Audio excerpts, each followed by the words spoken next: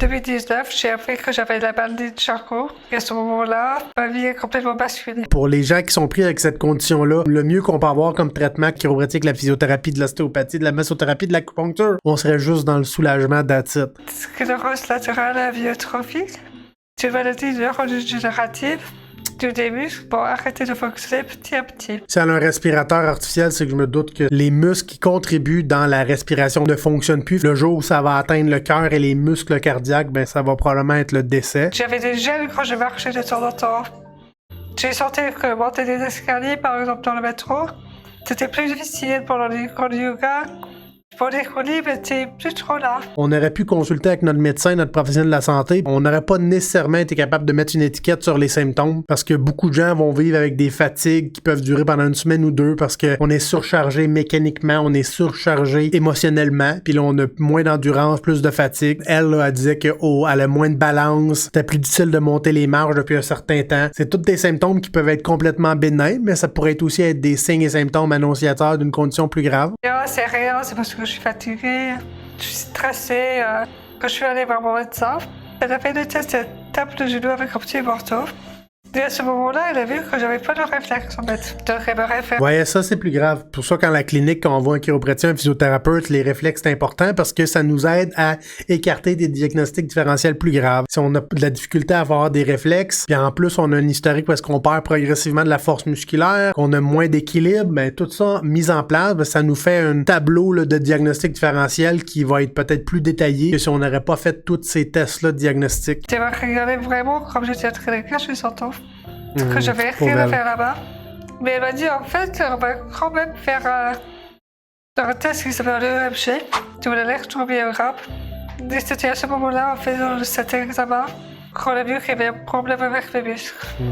Et c'était à partir de là où c'était plus grave. Qu'elle a prononcé les mots de la maladie de Charcot. Elle m'avait dit qu'il n'y avait pas grand-chose à faire. Et en fait, le neurologue m'a parlé de cette maladie. J'ai rien compris. Je comprends qu'il y a des médecins qui n'ont pas le temps nécessairement de parler avec les patients puis d'expliquer la condition de santé, mais quand on annonce ce diagnostic-là à un patient, je pense que c'est la moindre des choses de bousculer un peu son horaire puis d'être sûr que la patiente comprenne l'étendue de ce diagnostic-là, parce que c'est plate, imaginez-vous, pour qu'elle fasse ses propres recherches pour mieux comprendre sa condition de santé puis pourquoi le médecin il a dit qu'il n'y a rien qu'on peut faire pour cette condition-là. C'est les patients qui eux-mêmes, au retour de la maison, doivent faire le travail d'investigation, le travail de verbalisation quand c'est pas leur domaine. Un peu sur internet que j'ai fait des photos de Stephen Hawking, des gens dans des chaises roulantes, et c'est là où j'avais trop peur. C'est que c'est un diagnostic qui se fait par étapes. Donc en fait, ça a été progressivement. Mais ça a quand même pris 6 mois pour que ce soit vraiment confirmé, donc on a quand même eu l'espoir pendant cette période. Pour moi, ça a commencé dans mes pieds, et j'ai le sentiment que ça a vraiment remonté. Après, c'était mes cuisses qui avaient perdu la force pour me lever toute seule. Ça fait du sens, considérablement qu'un des premiers symptômes qu'elle a eu, c'était le fait qu'elle avait manque d'équilibre, plus de difficulté à monter les marches quand elle revenait du métro, des choses comme ça. Ça a été un symptôme avant-coureur, de manquer d'équilibre dans son yoga. Le diaphragme, aujourd'hui un peu la parole. On parlait au début de la vidéo que c'était probablement un aide à la respiration, parce que le diaphragme, qui est un muscle qui se contracte et se relâche pour faire les mouvements de va-et-vient, est plus capable de faire ce travail-là. Elle a de la difficulté à prendre de l'air dans ses poumons, à respirer, à avoir de l'oxygène. Léa, elle s'est stabilisée depuis quand même plusieurs années.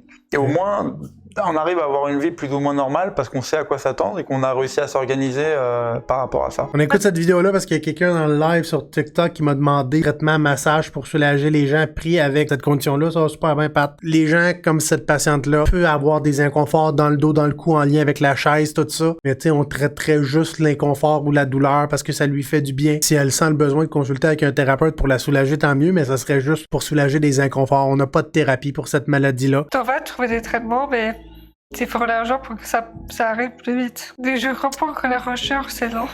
Ça prend du temps. Beaucoup de gens dans le monde qui vont être pris avec cette maladie-là, mais contrairement à d'autres conditions de santé, le volume est plus bas. Fait que ça peut être difficile d'avoir du financement. Donc les recherches sont ralenties. C'est une maladie neurodégénérative.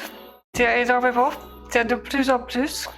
Donc si on peut trouver des traitements demain pour la SLA, ça va aussi essayer de l'aider à me débloquer pour de Parkinson, pour l'Alzheimer, pour plein d'autres choses. C'est sûr que c'est des maladies qui doivent être connexes. Un médicament ou un traitement, ça peut utiliser après ça pour d'autres choses. Ça peut avoir des effets connexes avec d'autres maladies neurodégénératives.